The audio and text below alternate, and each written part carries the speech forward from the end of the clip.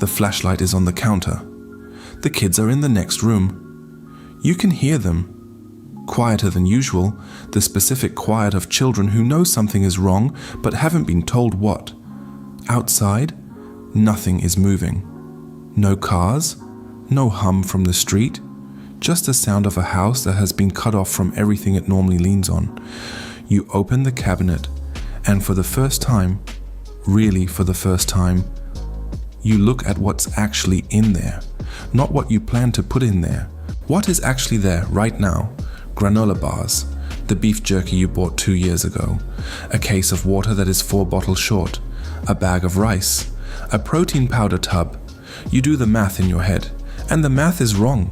Not empty shelf wrong, but wrong in a way that tightens something in your chest. Because you realize that what you have is built for a version of this moment that doesn't account for how your body actually works under stress. Doesn't account for what your daughter will and won't eat when she's scared. Doesn't account for the fact that half of what you're looking at will make your dehydration worse, not better. This video is about the gap between thinking you're ready and actually being ready. It's not a checklist, it's a map of what the human body actually needs, phase by phase, person by person, so that the next time you open that cabinet, the math comes out right. Here is the thing nobody tells you when they hand you a list of shelf-stable foods to buy. The body doesn't fail all at once. It fails in predictable, documented stages, and each stage changes completely what you actually need to consume to stay functional. Phase 1. Hours 0 through 72. This is the water phase. Your body is burning through its fluid reserves faster than you think, not because you're running, but because you're stressed. Cortisol floods your system. Your heart rate rises. You sweat without realizing it. According to clinical dehydration research, cognitive function begins to decline measurably within 6 to 8 hours of inadequate hydration.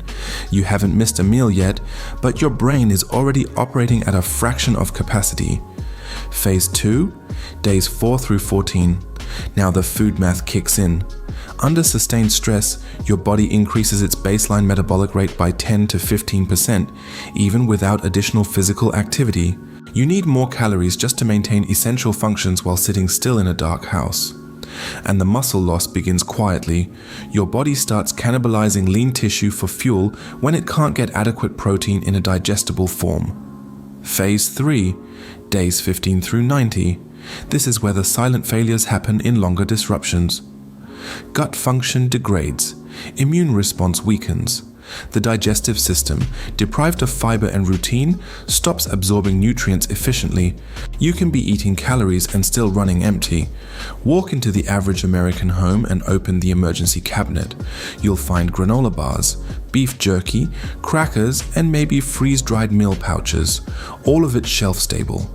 All of it on paper, exactly what preparedness guides tell you to buy. Here's what those guides don't tell you.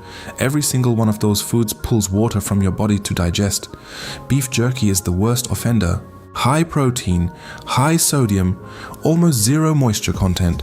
Your kidneys need significantly more water to process the nitrogen waste that comes from metabolizing that protein. You eat the jerky because it feels like the right survival move, but your body spends the next several hours more dehydrated than before you ate. Freeze-dried food is better, but only if you reconstitute it fully.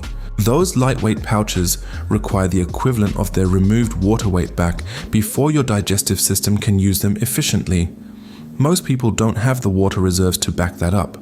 Under acute physiological stress, the body redirects blood flow away from digestive organs and toward the heart and lungs.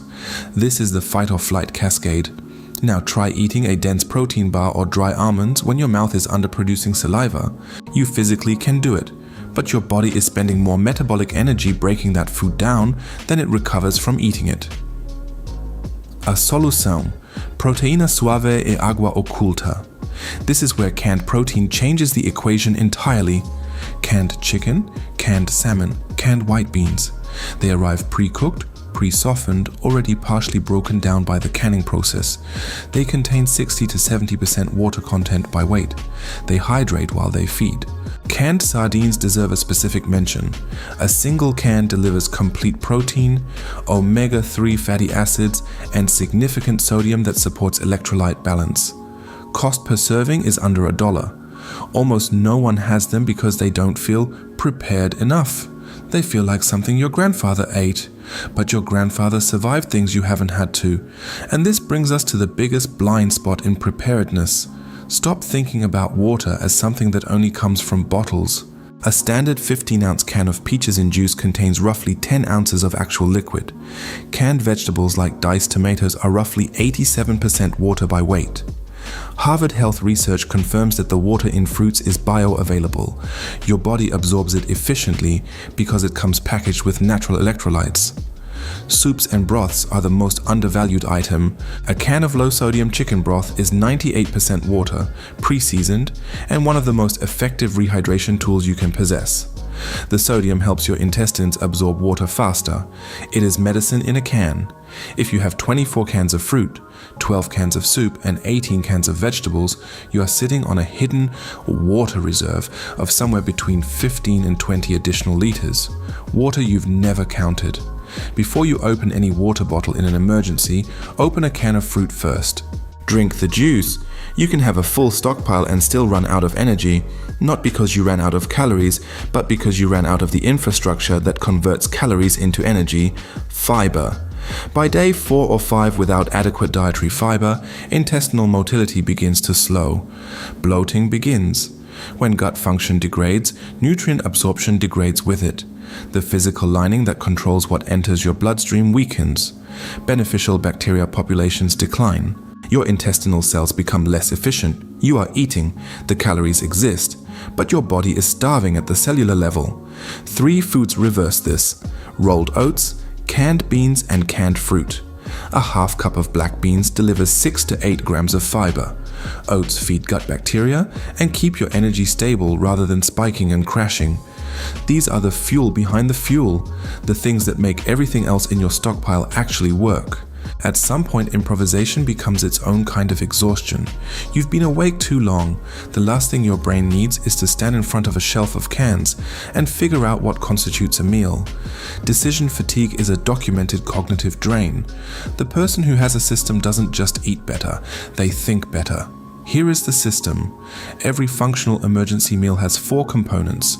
Component 1, the base, your carbohydrate anchor. Whole grain crackers, flour tortillas, or rolled oats.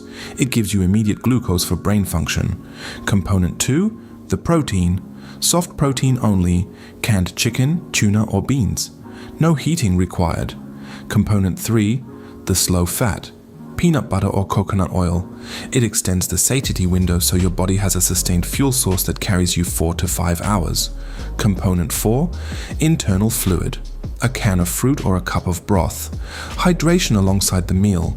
Assemble these 4 items. Total time, under 3 minutes.